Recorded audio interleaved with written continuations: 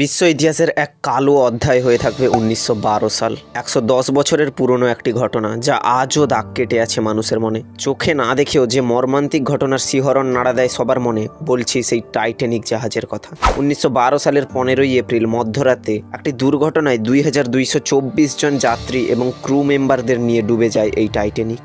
আজকের এই ভিডিওতে জানবো ঐতিহাসিক এই জাহাজের ডুবে যাওয়ার আসল কারণ।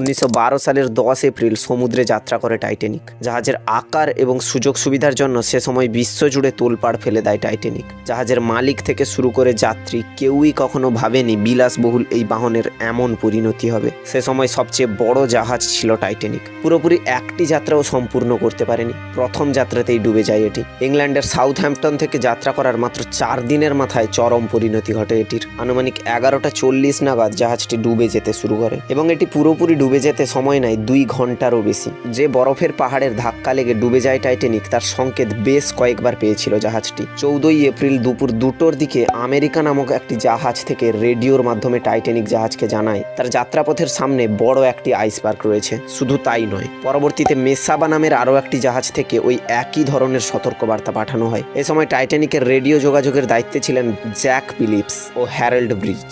দুইবারই দুজনের কাছ থেকে এই সতর্কবার্তাকে অপ্রয়োজনীয় মনে হয়, তাই তারা ওই সতর্কবার্তাকে টাইটানিকের মূল নিয়ন্ত্রণ কেন্দ্রে পাঠাননি। টাইটানিক দুর্ঘটনার মাত্র 40 মিনিট আগে ক্যালিফোর্নিয়ান শিপের রেডিও অপারেটর টাইটানিকের সাথে যোগাযোগ করে আইসবার্গটি সম্পর্কে বলতে চেয়েছিলেন, কিন্তু টাইটানিকের রেডিও অপারেটর ক্লান্ত জ্যাক পিপলস রাগান্বিত হয়ে লাইনটি কেটে দেয়। ফলে ক্যালিফোর্নিয়ান শিপের রেডিও অপারেটর তার ওয়্যারলেস বন্ধ করে ঘুমোতে চলে যায়। বলা চলে তাদের এই হেয়ালিপনার কারণেই ডুবেছে টাইটানিক। টাইটানিক যখন ডুবেছিল তার সব থেকে কাছে এই ক্যালিফোর্নিয়ান জাহাজটি ছিল। যেহেতু অনেক রাত হয়ে গিয়েছিল এবং বিপুল পরিমাণ বরফের চাই থেকে বিপদ ঠেকাতে ক্যালিফোর্নিয়ান নিজেই থেমে গিয়েছিল এবং এই জাহাজের রেডিও অপারেটরকে ঘুমিয়ে পড়ার জন্য পাঠিয়ে দেওয়া হয়েছিল।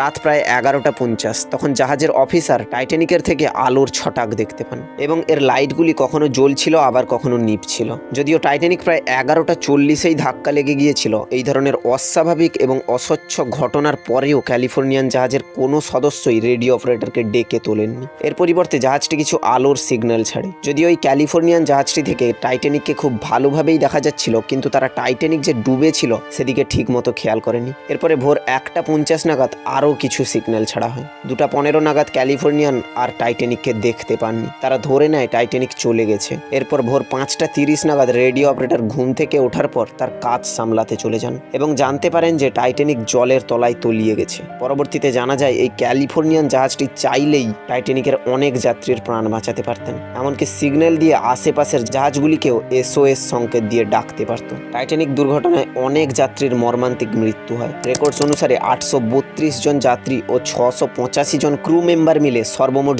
1,500 জনেরও বেশি প্রাণ হারান। তবে যারা বেঁচে যান তাদের অধিকাংশই প্রথম শ্রেণীর যাত্রী ছিলেন। ডুবে যাওয়ার সময় এতই ঠান্ডা ছিল যে লাইফ জ্যাকেটেও কোনো কাজ হচ্ছিল না। আটলান্টিক সাগরের তাপমাত্রা সেদিন এতই কম ছিল যে মানুষ মিনিটের মধ্যেই মারা যাচ্ছিলেন। 1985 সালে টাইটানিকের ধ্বংসাবশেষ আটলান্টিক মহাসাগরের তলদেশে আবিষ্কৃত হয়। 15 বর্গমাইল এলাকা জুড়ে বিস্তৃত ছিল এটি, তবে জাহাজের বেশিরভাগ অংশই আজও অনাবিষ্কৃত হয়ে রয়ে গেছে। টাইটানিক এখন অতীত। আমাদের পৃথিবীতে টাইটানিকের থেকে আরও অনেক বড় বড় জাহাজ আছে, যেগুলিকে দূর থেকে দেখলে সমুদ্রের ওপর ভাসমান শহর বলে মনে হবে। সেগুলি টাইটানিকের থেকে আরও অনেক বিলাসবহুল, আরও অনেক অ্যাডভান্স। আপনি যদি আমাদের চ্যানেলের পৃথিবীর সব থেকে বড় 5টি জাহাজের এই ভিডিও না দেখে থাকেন, তাহলে এখানে ক্লিক করে দেখুন। আর আপনি যদি মিশরের রহস্যময় মমি ও পিরামিড সম্বন্ধে জানতে চান, তাহলে এখানে ক্লিক করুন। আর প্রতিনিয়ত এমনই রহস্য ও রোমাঞ্চে ভরা ভিডিওর আপডেট পেতে চ্যানেলটিকে এক্ষুনি সাবস্ক্রাইব করুন।